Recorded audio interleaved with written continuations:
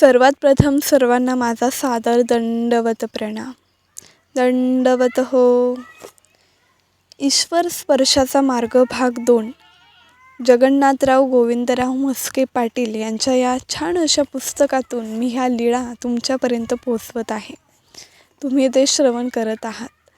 आपण डोंबेग्रामचं सत्र काही दिवसांपूर्वी चालू केलं आहे आणि आज त्याचा उत्तरार्ध लीळा क्रमांक 137 भिक्षाविधी तथा आटनविधी निरूपण ही लीळा आज आपण ऐकणार आहोत. ह्या लीळा पुस्तकात जशा लिहिल्या आहेत तशाच मी तुम्हाला ऐकवत असते. यामध्ये माझे शब्द काही नाही, जे आहे ते मी तुम्हाला ऐकवत असते. तर चला ऐकूया. सर्वज्ञांचे वास्तव्य राजमठात असताना माहीम भट्टाने एके दिवशी त्यांना विनंती केली की जी आम्ही सर्वज्ञांजवळ संन्यास घेऊ, तरी आम्हाला संन्याशाची दिनचर्या निरूपावी. सर्वज्ञ म्हणाले, भट्टो, परमेश्वरासाठी रंग दीन बनावे, बाह्य उपाधीनं बाळगता शारीरिक बळ पुष्ट्यादिकांचा त्याग करावा व मनुष्य मात्र होऊन राहावे. गाव धूररहित झाल्यानंतर भिक्षेला जावे. अशा वेळी स्वयंपाक आटोपून सर्वांचे भोजन उरकलेले असते.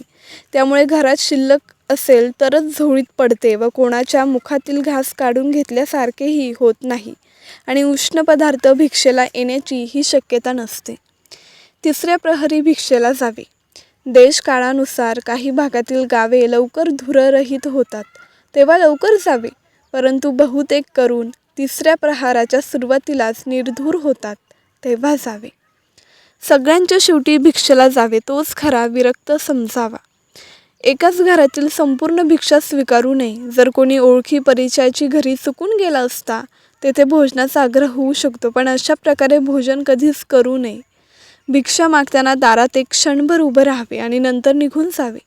दारासमोर उभे राहून भिक्षा शब्द केल्यानंतर आदमासे 2.5 मिनिटापर्यंत भिक्षाला येण्याची वाट पाहावी आणि तोपर्यंत न आले तर तेथून पुढे निघाले.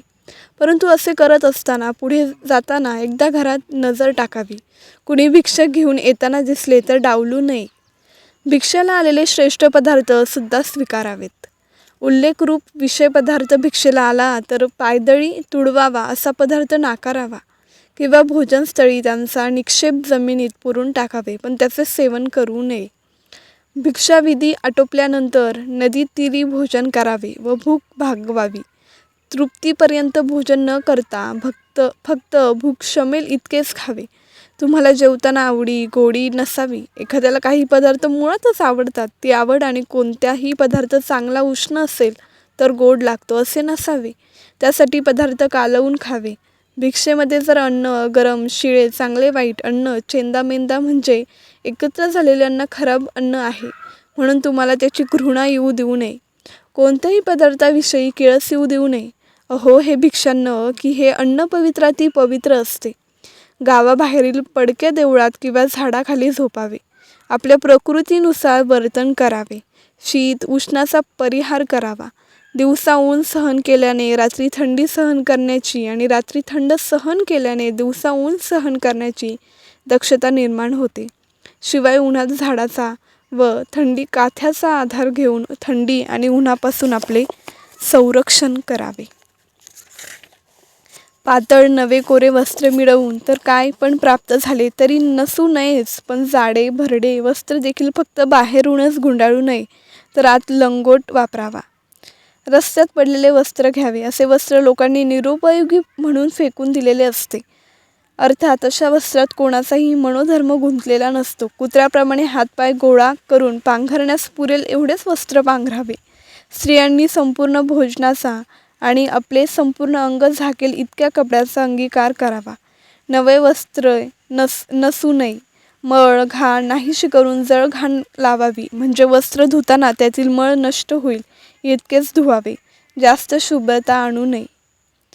अशी ही लीळा आपण ऐकलीत. तुम्हाला ती कशी वाटली मला नक्कीच कमेंटमध्ये सांगा. पुढे आपण उत्तरार्ध लीळा क्रमांक 138 तथा परमेश्वर चतुर्विध लक्षण निरूपण, माहीम भट्टाला परमेश्वराचे चतुर्विध लक्षण निरूपण ही लीळा ऐकणार आहोत. आजसाठी एवढंच. बाकी पुढे भेटू पुढच्या लीळेमध्ये.